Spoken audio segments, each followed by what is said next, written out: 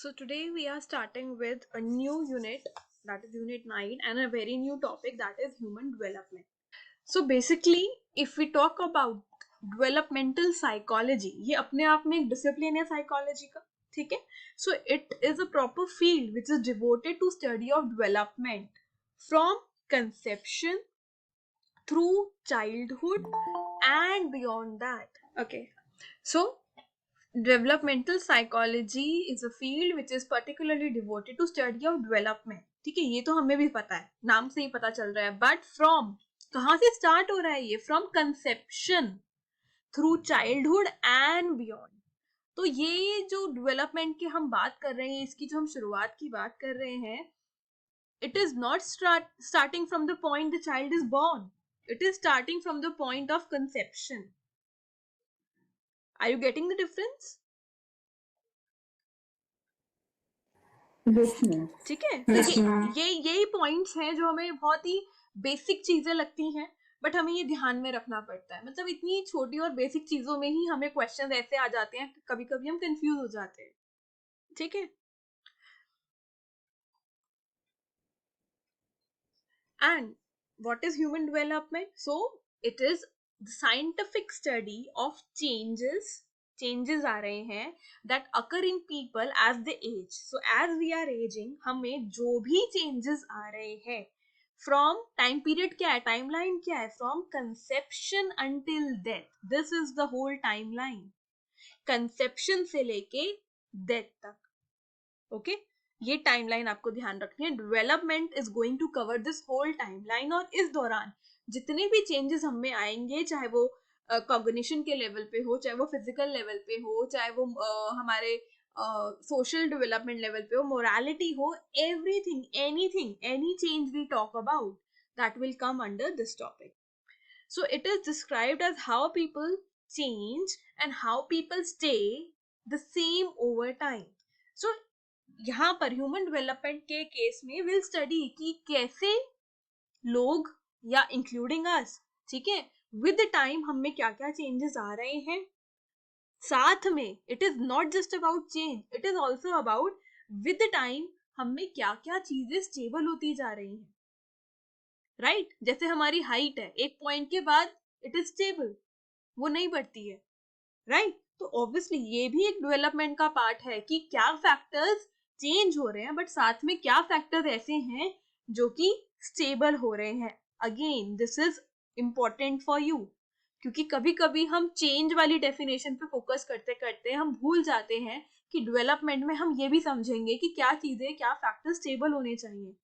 Right, getting now? Yes, ma'am. Right. Now, why should we study human development? इसके लिए slide नहीं मिलेगी, answers के लिए कोई स्लाइड नहीं है. ये this I have added so that we can think actually हम पढ़ ही क्यों रहे हैं इस बारे में, या क्यों पढ़ना जरूरी है हमें ह्यूमन डेवलपमेंट के बारे में. So think and like come out with something कि क्यों जरूरी है, क्या इसका रियल लाइफ इम्प्लीकेशन है.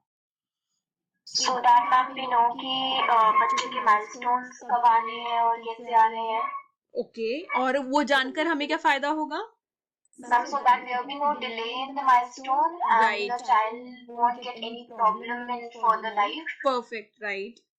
Yes. मैम हमें पता रहेगा कि जो डेवलपमेंट का लाइक जो रूट है, जो पाथ है प्रॉपर जिस तरीके से होता है, जो नॉर्मल डेवलपमेंट होता है हमें वो पता रहेगा, तो हम ये बता सकते हैं कि जो जिनके में डेवलपमेंट लाइक इम्पेयर्ड होता है, तो उनके एक्चुअली कहाँ लैग कर रहे हैं. राइट. तो this is the same thing which अभी जो शेयर किया गया. तो basically you both are talking about the diagnostic part.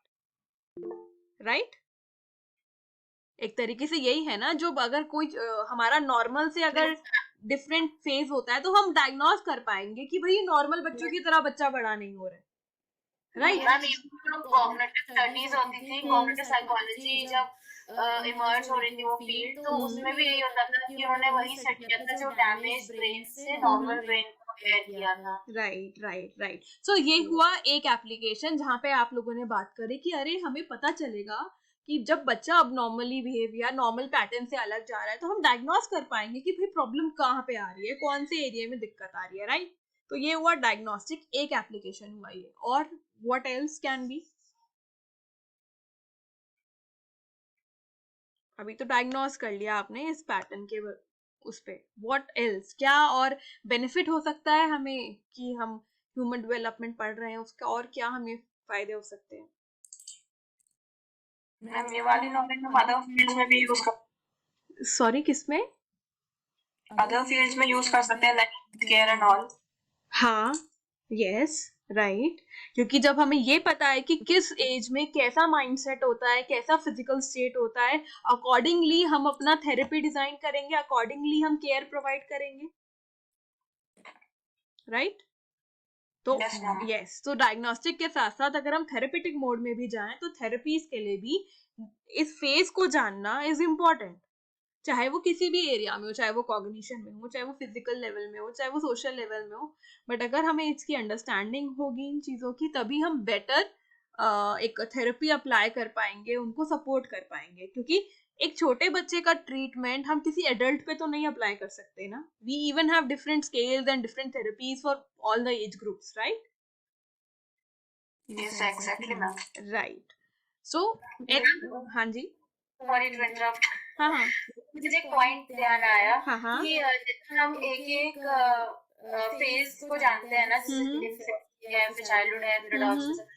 तो ऐसे करके जब हमें पता चलता है कि जैसे हम फेजेस में जाते हैं तो हमें ये मालूम पड़ता है, लाइक अभी जब हम स्टडी कर रहे हैं इसको, तो उससे हमें ये पता चल जाता है कि हर एक फेज की क्या रिक्वायरमेंट्स रहती हैं, राइट राइट कि राइट उस टाइम तक कितना फिजिकल डेवलपमेंट हो जाएगा, और मेंटली जैसे हमारी सारी थ्योरिस्ट जो है, जैसे पियाजे, गुलबर्ग, सबने एजेस के अकॉर्डिंग स्टडी किया। उन्होंने वैसे भी लॉन्गिट्यूडनल स्टडीज की होंगी ये देखने के लिए बिल्कुल कि कैसे जैसे वो बढ़ते हैं उनकी मेच्योरिटी लेवल धीरे धीरे बढ़ती है, बिल्कुल वो सीखते हैं। तो वही है, पढ़ने से ये फायदा रहता है कि हमें पता होगा कि किस फेज में क्या जरूरत है। जैसे कहते हैं ना कि एडोलेसेंस सबसे ऐसी ऐसा फेज है जिसमें सबसे ज्यादा चेंजेस होते हैं, राइट राइट वो मतलब वो एक तरीके से काफी वल्नरेबल होते हैं कि वो गलत राह पे भी जा सकते हैं। तो ये सब हमें ह्यूमन डेवलपमेंट पढ़ के ही समझ में आता है। बिल्कुल सही, राइट। इनफैक्ट अगर हम इसको हम साइकोलॉजी लेवल पे एक होता है ना कि मेंटल हेल्थ थेरेपिस्ट के लेवल तक चीजें ना भी लेके जाए, तो ऐसा लगता है कि as a human, as a layman, हम सबकी एक होता है, एक सबका फैमिली लाइफ है, तो वहां पर भी इस चीज की नॉलेज होना इम्पोर्टेंट है समहाउ, राइट। मतलब अगर पेरेंट्स हैं तो पेरेंट्स को अगर बच्चे के डेवलपमेंटल फेजेस नहीं पता है तो वो अकॉर्डिंगली डील नहीं कर पाएगा। सब पेरेंट्स को अब आज की डेट में पता है कि टीनेज आता है, एडोलेसेंस आता है, तो कैसे बच्चे के बिहेवियर पैटर्न रहता है, मूड स्विंग्स होते हैं या पीयर प्रेशर होता है, and parents prepare themselves to deal with such things. तो it is not always about कि कुछ हम बात करें कि एक साइकोलॉजिस्ट के पास ही जाएंगे या साइकेट्रिस्ट के पास ही जाएंगे टू डील सच थिंग्स, या हाँ कुछ बहुत ही ज्यादा एक्सेस में होगा तो डेफिनेटली, बट एक रेगुलर हमारी लाइफ में भी इसका काफी इम्पोर्टेंस है, राइट?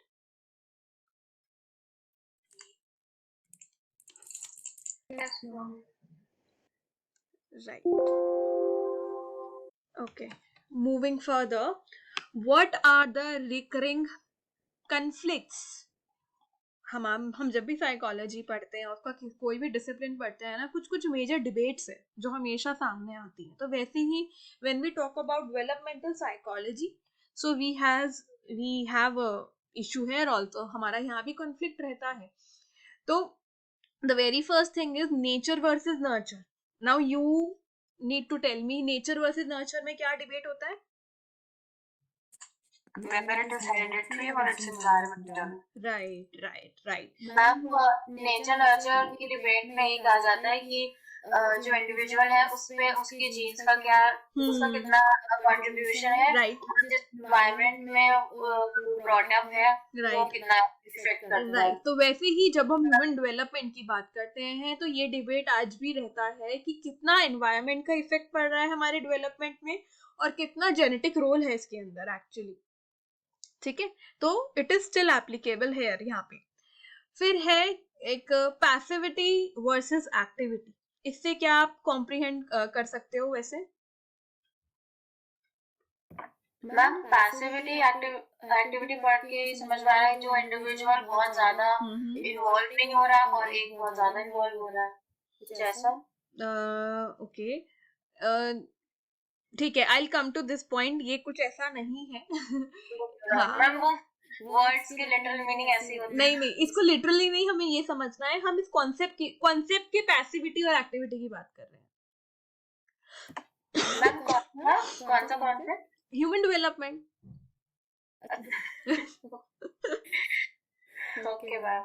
राइट, मतलब ये कुछ ऐसा हो गया ना कि डेवलपमेंट का जो फेज है ये हमेशा एक्टिव मोड में रहेगा कि ये पैसिव मोड में भी रहता है? ओके मैम, उस सेंस में उस सेंस में है, ठीक है। और फिर होता है कॉन्टिन्यूअस और डिसकॉन्टिन्यूअस। डेवलपमेंट में ये सबसे एक हीटेड डिबेट रहता है, कॉन्टिन्यूअस एंड डिसकॉन्टिन्यूअस। तो डिसकॉन्टिन्यूअस में आपको ना ऐसे स्टेजेस दी जाती हैं, कॉन्क्रीट स्टेजेस, इस स्टेज में ये होता है, इस स्टेज में ये होता है, ऐसे करके, जो कि ज्यादा थ्योरीज बनी है। कॉन्टिन्यूअस में जो बिलीव करते हैं वो ये कहते हैं कि भाई ऐसे कोई कॉन्क्रीट स्टेजेस नहीं है, बस ये एक जस्ट एक स्लोप की तरह, we just keep on growing growing growing growing growing. कोई कॉन्क्रीट नहीं आता है कि अच्छा इस एज ग्रुप में ऐसा होगा पर्टिकुलरली, फिर इसमें से अगले स्टेप पे जाओगे तो ऐसा होगा। It is not like that. तो ये कॉन्टिन्यूअस का कॉन्सेप्ट होता है, ठीक है। आई गेस इनके बारे में मैंने डाला है the detail. Okay, so first हमारा डिबेट रहा नेचर वर्सेस नर्चर, और इसी को नेटिविज्म वर्सेस एम्पिरिज्म भी बोलते हैं, ठीक है। अब नेटिविज्म मतलब नेचर, तो नेचर में क्या है, जब हम कह रहे हैं कि ये सब चीजें जो भी डेवलपमेंट है हमारा प्रोसेस वो इनेट है और ये हमारे जीन से मेजरली इन्फ्लुएंस हो रहा है। For example language development bye LAD, ये कॉन्सेप्ट आपने पढ़ा होगा लैंग्वेज डेवलपमेंट में, लैंग्वेज एक्विजिशन डिवाइस, चॉम्स्की का कॉन्सेप्ट है, इफ यू रिमेम्बर गाइस, है ना। उसमें वो क्या बात करते हैं, भाई हमारा लैंग्वेज का भी एक ऑलरेडी ब्रेन में सिस्टम मौजूद है, ठीक है। तो उन्होंने क्या बना दिया, इसको नेचर बेस्ड बना दिया, ठीक है। दूसरी तरफ अगर हम एम्पेरिसिस की नर्चर वाले कॉन्सेप्ट की बात करते हैं तो हम उसमें कहेंगे development is acquired through interaction with the environment, ठीक है। तो जो भी हमारे अंदर कुछ चेंजेस आ रहे हैं वो एनवायरनमेंट की वजह से आ रहे हैं। एग्जाम्पल, अगर कोई स्ट्रेसफुल सिचुएशन है और हमारा it is leading to us depression, anxiety और इस तरीके की चीजें, तो वहां पर हम बात कर रहे हैं नर्चर के इफेक्ट की, ठीक है। और similarly rise of stability versus plasticity debate, इसका क्या मतलब है, इसका ये मतलब है अक्सर ये कहा जाता है कि जैसे जैसे टाइम बढ़ता जाता है, as we keep on ageing, हमें एक काइंड ऑफ स्टेबिलिटी आती है, लाइक फिजिकली ऑल्सो और mentally also, and we are less liable to change.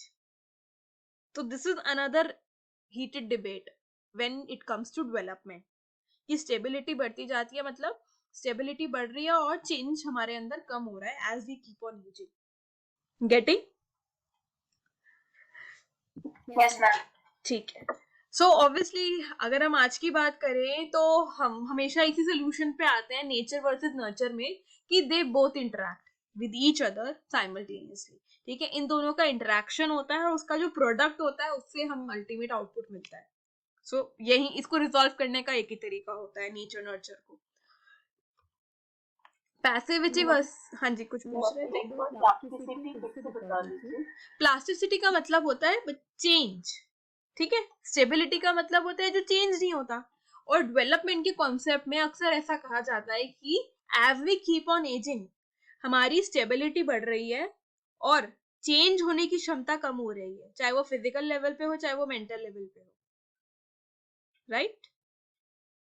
मैं ये नहीं कर रही हूँ। एक्सक्यूज मी मैम, हाँ जी, हाँ ये प्लास्टिसिटी वही है ना जो हमने अभी बायोलॉजिकल हाँ न्यूरोप्लास्टिसिटी पढ़ा था ना हमने। हाँ जी हाँ जी। हाँ, तो प्लास्टिसिटी का मतलब प्लास्टिसिटी, ये जो वर्ड है ना प्लास्टिसिटी, इसका जो लिटरल मीनिंग होता है ना, वो लिटरल मीनिंग ही होता है चेंज, बदलाव। प्लास्टिसिटी का मतलब होता है चेंज और बदलाव। उसमें हमने ब्रेन प्लास्टिसिटी पढ़ा कि कैसे ब्रेन बदलता है। इसमें हम इसमें हम इन जनरल बात कर रहे हैं कि जो डेवलपमेंट का कॉन्सेप्ट है उसमें स्टेबिलिटी वर्सेस प्लास्टिसिटी की लड़ाई भी चलती है। मतलब कुछ लोग कहते हैं कि नहीं नहीं हम तो स्टेबल होते जाते हैं टाइम के साथ और चेंज की कोई गुंजाइश नहीं है हमारे अंदर। तो कुछ लोग कहते हैं नहीं, चेंज की गुंजाइश है, क्यों नहीं है। इट इज नॉट दैट कि हम स्टेबल ही होते जाएंगे विद एज और चेंज का जो स्कोप है वो खत्म हो जाएगा। तो इट इज अनदर डिबेट, इसलिए। ओके मैम, ठीक है, is it clear now to everyone?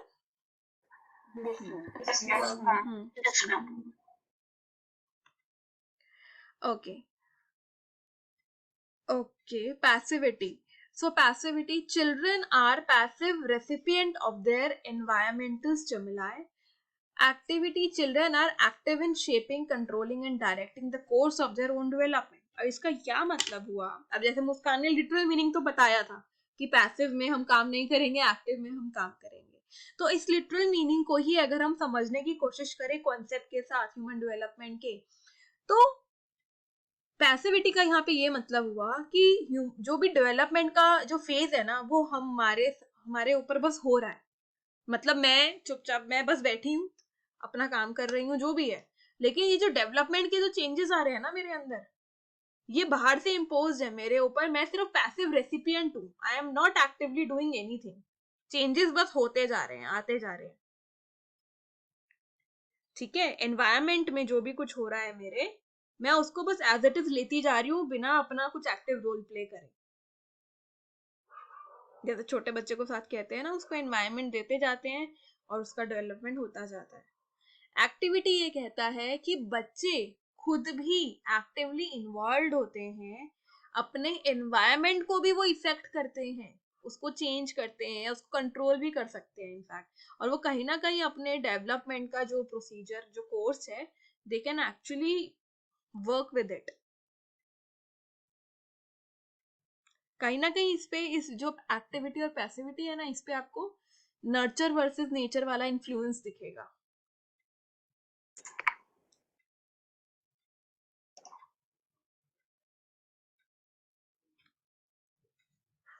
मतलब मेजरली नर्चर वाला, नॉट नेचर वाला, नर्चर वाला। क्योंकि नर्चर में हम कहते हैं कि एनवायरनमेंट हमें इन्फ्लुएंस करता है हर चीज के लिए। ठीक है, तो मैडम आप एक एग्जांपल से इन दोनों को समझा दीजिए। हाँ, एग्जाम्पल से देखो, पैसिविटी में क्या होगा। पैसिव वाला बंदा बोल रहा है कि आपके एनवायरनमेंट में जो कुछ भी हो रहा है, अब सपोज वी आर किड, मैं अपनी बात लेती हूँ, चलो मैं एक बच्ची हूँ, छोटी बच्ची हूँ। मेरे एनवायरनमेंट में जैसा भी हो रहा है, ठीक है, मेरी फैमिली है, अच्छी बड़ी फैमिली है, जॉइंट फैमिली है, ठीक है, और सब हंस बोल रहे हैं, खेल रहे हैं, और जैसा जैसा मैं अपने आसपास देख रही हूँ और जो मुझे सिखाया जा रहा है, मैं वो एज इट इज बस उसको पैसिवली रिसीव कर रही हूँ। पैसिवली मतलब खुद का कुछ मेरा नहीं है इसके अंदर इन्वॉल्वमेंट। ठीक है, मैं खुद अपना कोई चूजिंग नहीं कर रही हूँ कि मुझे ये नहीं ये चाहिए। मुझे खाना खिलाया जा रहा है, तो मैं उसमें भी कुछ मेरा नहीं चल रहा है कि मुझे ये नहीं ये चाहिए। मैं कुछ नहीं, बस मुझे जो दिया जा रहा है, जो कहा जा रहा है, I am just accepting that and accordingly अपना जो भी फेज ऑफ डेवलपमेंट है वो मेरा होता जा रहा है। एक्टिव फेज में क्या होगा कि मैं खुद अपने मन से कहीं ना कहीं चीजें कंट्रोल करने की कोशिश करूंगी। ठीक है, एनवायरमेंट को मोल्ड करने की कोशिश करूंगी। चाहे बहुत बच्चा होता है तो इतना कॉन्शियसली नहीं कर सकता शायद चीजों को, but still I am an active participant. मैं अपना पसंद नापसंद बनाना, होते हैं बहुत से बच्चे बचपन से ही अपनी पसंद नापसंद बनाना शुरू कर देते हैं, ये नहीं ये चाहिए। ठीक है, उनको कोई बोले इस इंसान से जाके बात नहीं करनी है आपको, तो नहीं, हम तो जाएंगे, बात करके आएंगे, हमें तो जानना है, क्यूरियोसिटी होती है। तो बच्चे का अपना एक जो रहता है एक्टिव पार्टिसिपेशन, चीजों को जानने का, एक्सप्लोर करने का, तो वहां पे एक्टिविटी वाला फेज आ जाता है और वो उनकी डेवलपमेंट को इन्फ्लुएंस करता है। तो मतलब ये दो अलग अलग फेजेस हैं जिस पर डिबेट रहती है कि पैसिवली रहते हैं, ये जो डेवलपमेंट का फेज है, क्या ये पैसिव है, क्या बच्चा पैसिव रहता है और सब कुछ ले लेता है, या बच्चा एक्टिव रहता है। तो I guess it depends on situation, both are possible. ठीक है, और ये देखा जाए तो नर्चर के ही दो पार्ट्स हैं। नर्चर में हम एनवायरनमेंट की बात करते हैं कि एनवायरनमेंट से कैसे हमारा डेवलपमेंट इन्फ्लुएंस हो रहा है, राइट?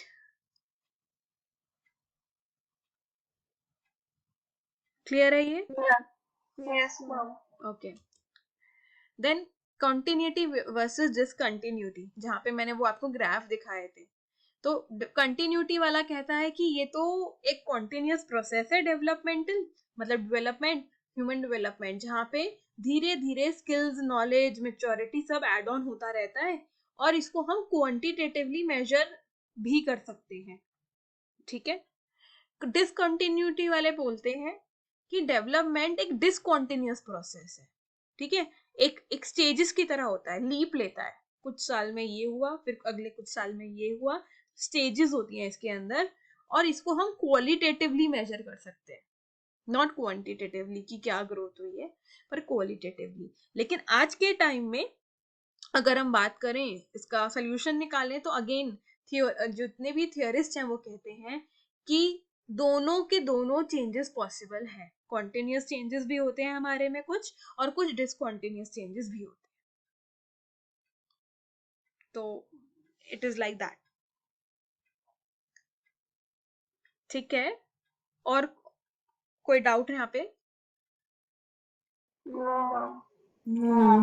ओके, ठीक है, ये तो वही आ गया, ग्राफ आ गया अगेन कि कॉन्टिन्यूस का कैसा है और डिसकॉन्टिन्यूस का।